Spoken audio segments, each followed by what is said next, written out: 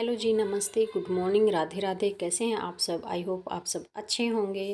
तो सबसे पहले मैं आप लोगों को सॉरी बोलती हूँ क्योंकि 2-3 दिन से मैं कोई भी वीडियो अपलोड नहीं कर पाई, ना आप लोगों को कोई अपडेट दे पाई और ना ही मैं लाइव आ पाई। क्योंकि मैंने आपको बताया था कि मेरी बेटी की तबीयत ज़्यादा ख़राब है और 4-5 दिन से मतलब काफ़ी ज़्यादा परेशान थे हम लोग, क्योंकि उसको एडमिट भी करवाया मैंने और उसकी प्लेटलेट्स डाउन हो गई थी बेटे की। तो कभी घर कभी हॉस्पिटल, मतलब बेटी को चेकअप और ट्रीटमेंट दिलवाते दिलवाते मैं खुद बीमार हो गई थी। और यहाँ पे आप देख सकते हो मेरी क्या कंडीशन है, और मैं खुद बीमार थी।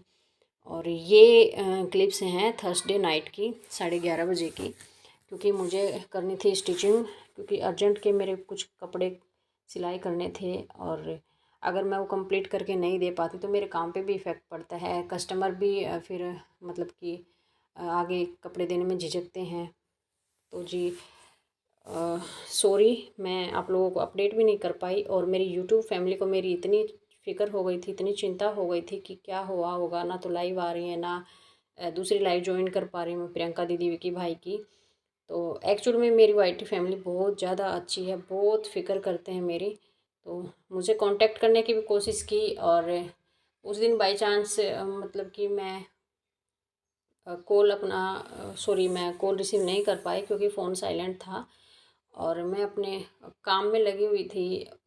तो मैं अपडेट नहीं कर पाई। तो वो सब लोग इतने उदास हो गए, इतने परेशान हो गए कि क्या हुआ होगा, सब ठीक है या नहीं है, कोई अपडेट नहीं मिल रही है रितु की। तो जी, उसके लिए भी सॉरी और थैंक यू भी कि आप लोग मुझे इतना समझते हो, इतना प्यार करते हो मुझसे, मेरी इतनी केयर करते हो। आज के टाइम में जो खून के रिश्ते हैं, जो रिलेटिव्स हैं, वो इतनी केयर नहीं करते, ना सोचते कि जी रहे हैं, मर रहे हैं, किसी को कोई मतलब नहीं है। लेकिन मेरी वाइटी फैमिली सच में बहुत ज़्यादा अच्छी है। और मैं भगवान से प्रार्थना करती हूँ कि मेरी वाइटी फैमिली हमेशा खुश रहे। और ये देखिए जी, मैं यहाँ पे कपड़े वगैरह कुछ कटिंग कर दी थी, कुछ स्टिचिंग कर रही थी। और मैंने अर्जेंट के जो 2 ड्रेस थे वो मैंने तैयार कर दिए थे। और उसके बाद फिर मैंने अपना घर का काम कंप्लीट किया। और ये देखिए, ये मेरी मशीन है। जब लाइट चली जाती है तो मैं पैरों से यूज़ करती हूँ, उसको पैरों से चलाती हूँ।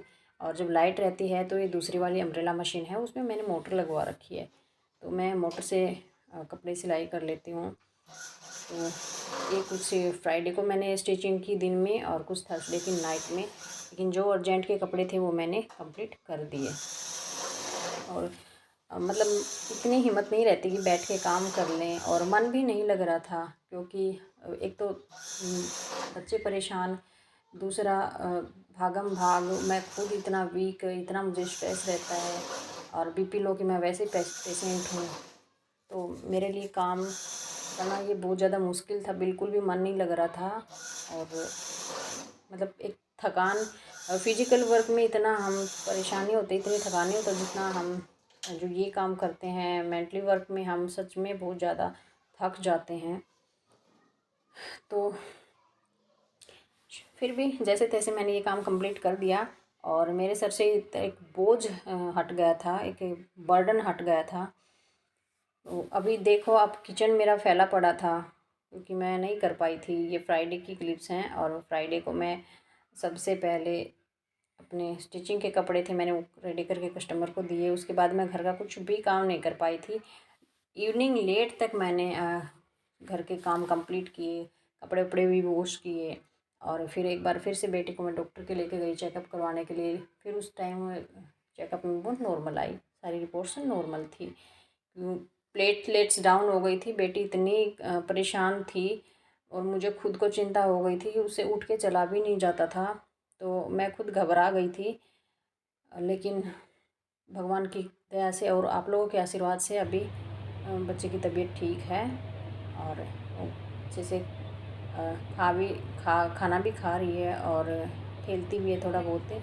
ये आप देख लो उसकी क्या, कैसा चेहरा उतर गया था, मतलब कि।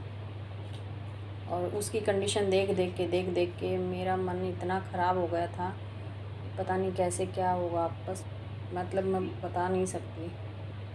और बच्चे को इतनी दवाइयाँ देना, मतलब मेरे को खुद को फील हो रहा था कि मैं कैसे मैं खा रही हूँ दवाइयाँ, मैं बेटे को नहीं दे रही, मैं खा रही हूँ।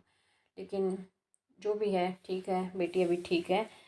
और ये मैंने बताया था, मैंने अपना घर में जो अपर फ्लोर है वो भी मैंने ले लिया है, क्योंकि मेरे नीचे का रूम बहुत छोटे हैं और सामान ज़्यादा होने की कारण ना वो बहुत ज़्यादा फैल जाते थे। वहाँ पे मैं स्टिचिंग भी नहीं कर पाती थी कपड़े वपड़े, क्योंकि जब हम जहाँ पे भी हम स्टिचिंग करते हैं ना वो भी बहुत ज़्यादा बिखर जाता है, कतरन और धागे वागे। मतलब एक रूम स्टिचिंग के लिए स्पेशल होना चाहिए, तभी हम अच्छे से अपना काम कर सकते हैं। तो मैंने ऊपर वाला फ्लोर भी ले लिया था और अब मैं यहाँ पे आराम से अपना काम कर लेती हूँ। और मुझे मतलब बच्चों की वजह से डिस्टर्ब भी नहीं होना पड़ता, और ना मुझे कि घर गंदा है फैला पड़ा है। ये जो रूम है इसको मैं 1 या 2 दिन में साफ़ कर देती हूँ, क्योंकि ये सिर्फ सिलाई के लिए है। यहाँ पे अगर बिखरा भी पड़ा रहता है तो मुझे मतलब कि ऐसा नहीं है कि हाँ कोई भी अगर गेस्ट आ रहा है या कोई भी फ्रेंड्स आ रहे हैं तो गंदा लगेगा भद्दा लगेगा, नहीं। इसको मैं आराम से साफ़ कर देती हूँ 1 या 2 दिन में, जैसे भी मेरा टाइम रहता है। तो जी दिवाली आ रही है, मैंने अपने घर की डीप क्लीनिंग कुछ की थी, कुछ मैं नहीं कर पाई थी। तो अभी एक दिन ये सैटरडे को ये मेरी वीडियो आएगी। सैटरडे मॉर्निंग में मैंने बच्चों को स्कूल भेज दिया था, हेतल भी स्कूल चली गई थी, तो मॉर्निंग में मैंने अपने ऊपर वाले फ्लोर की सफाई की, ऊपर वाले रूम की। और अभी 1-2 दिन के अंदर मैं नीचे भी अपना नीचे का फ्लोर भी सारा साफ़ कर दूँगी। उसके बाद मंडे से मेरा फिर कोर्ट का काम, ऐसे ही काफ़ी दिन से मेरा कोर्ट के काम भी पेंडिंग पड़े हुए हैं, तो मंडे से मेरा कोर्ट का काम कंटिन्यू हो जाएगा। तो जी आप लोग मुझे बताइए, आप लोगों ने इस दिवाली की सफाई की या नहीं की, और मेरी वीडियो को लाइक करें, शेयर करें, मुझे अपना आशीर्वाद और प्यार ऐसे ही देते रहिएगा। और जो मेरी लाइफ स्टोरी है, लाइफ जर्नी है, वो मैं फिर से कंटिन्यू करूँगी, क्योंकि बीच में मैंने बताया था बेटी की तबीयत ख़राब होने के कारण मैं नहीं कर पाई। और आगे मेरे साथ क्या क्या हुआ है वो मैं नेक्स्ट वीडियो में आपको बताऊँगी। और भी बहुत सी बातें निकल के सामने आ रही हैं मेरे, और काफ़ी लोगों को जलन भी हो रही है, मुझसे चिढ़ भी रहे हैं मेरे बारे में, बहुत गलत गलत बोल रहे हैं, क्योंकि अब उनकी पोल पट्टी खुलने लग गई है। और यहाँ पे देखो मेरे हाथ में पेन है, क्योंकि मेरे हाथ में प्लेट्स लगी हुई हैं, ऑपरेशन हो रखा है, तो सामान इधर से उधर सेट करने में और जल्दबाजी से जो भी काम करने में मेरे हाथ में प्रॉब्लम हो जाती है। तो मतलब काफ़ी दिक्कतें हैं, ना मैं जल्दी जल्दी अपना काम कर पाती, ना कुछ और कर पाती।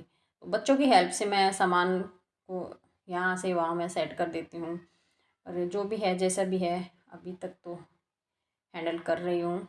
और देखते हैं, अभी मार्च या अप्रैल में मैं अपने हाथ का ऑपरेशन करवाऊँगी, फिर से चेकअप करवा के देखती हूँ। अगर अच्छे से जुड़ गया होगा हाथ, हड्डी सेट हो गई होंगी, तो मैं ये प्लेट्स को निकलवा लूँगी।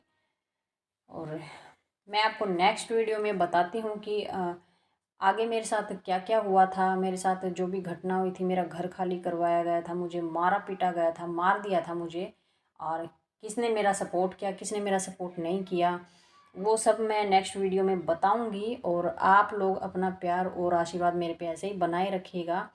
और दुश्मनों को बहुत ज़्यादा जलन भी हो रही है, बहुत मेरे बारे में बातें भी बता रही है, लेकिन मैं सब मैं ओपन करूँगी विद प्रूफ। और अगर मुझे ज़रूरी हुआ, अगर वो लोग नहीं माने, मेरे को फिर से परेशान करते रहे, तो मैं उनकी फ़ोटो भी वीडियो में शेयर कर दूँगी। तो जी मिलते हैं नेक्स्ट वीडियो में, तब तक